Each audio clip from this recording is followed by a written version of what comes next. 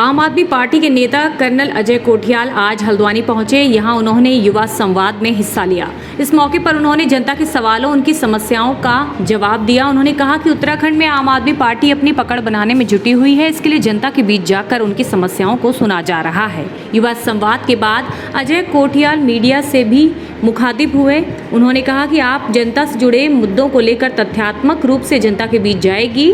सिडकुल से जुड़े रोजगार, स्वास्थ्य, पानी, बिजली और पलायन जैसे ज्वलंत मुद्दों को लेकर 2022 का विधानसभा चुनाव लड़ा जाएगा।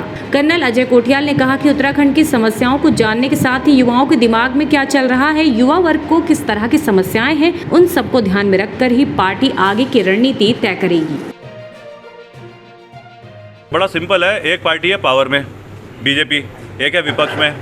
बीजेपी को अपना काम करना चाहिए, विपक्ष को उसके काम को चेक करके ठीक करवाना चाहिए। दोनों की दोनों आम आदमी पार्टी की तरफ देख के हमसे सवाल कर रहे हैं। तो इसका मतलब होता है, इसीलिए वही बता रहा हूँ कि जब वो हमसे सवाल कर रहे हैं अपने काम को छोड़ करके, तो फ़ौज की जो एक सिंपल सी परिभाषा होती है कि दुश्मन पर अटैक करने जा रही है इंडियन आर्मी की एक टुकड़ी, सामने से ना यकीनन गोलियाँ चलेंगी।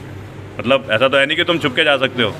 अगर सामने से गोली नहीं चल रही है तो इसका मतलब ये होता है या तो आपका दिशा अटैक करने की गलत है या फिर आप एम्बुश में फंसने जा रहे हो। हम पे तो दोनों ही अटैक कर रहे हैं, इसका मतलब आम आदमी पार्टी बढ़िया। युवाओं में तो हमेशा ना एक जोश होता है, एक इच्छा होती है समझने की कि वाकई में भविष्य में उनके लिए क्या हो रहा है, क्योंकि वो भी कहीं ना कहीं हताश हैं।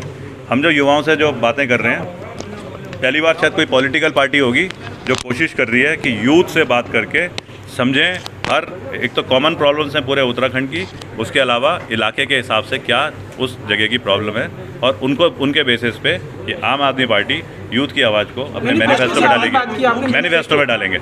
आज के संवाद में मुख्य तरह से क्या कुछ समस्याएं आ गई, क्योंकि आप कुमाऊं के भ्रमण में हैं?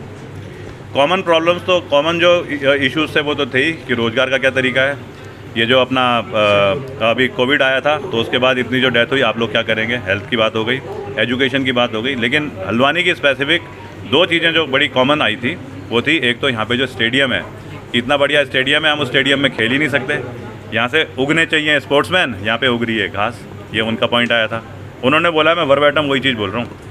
मेरे को लगता है कि इसी कुमाऊँ रेजिमेंट, यहीं से जो कुमाऊँ के लोग हैं, कुमाऊँ के एरिया के, वो अलग अलग इंडियन आर्मी के उसमें जाते हैं, यूनिट्स में, अपने प्रो राटा बेसिस पे वो जा करके बड़े अच्छे स्पोर्ट्समैन बन जाते हैं। तो यहाँ से क्यों नहीं हो सकता है। और दूसरा आया था एयरपोर्ट इसके अपना ISBT के बारे में कि ISBT की इशू है, हर बार वो चलती रहती है, बसें जब आती हैं तो रास्ते में ट्रैफिक जैम हो जाता है, हम लोग वहाँ उस जगह पे पहुँच ही नहीं पाते जहाँ से कि बाहर जाने के लिए सुविधाएं होनी चाहिए।